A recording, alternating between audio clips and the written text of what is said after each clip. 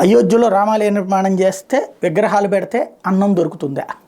ఇది మాట్లాడేటటువంటి మేధావులు ఏ భావజాలికలో తెలుసు. కాబట్టి ఇక్కడ డౌట్ ఏంటంటే, లెనిన్ విగ్రహం పెడితే అన్నం ఏమైనా దొరుకుతుందా? మార్క్స్ విగ్రహం పెడితే అన్నం ఏమైనా దొరుకుతుందా?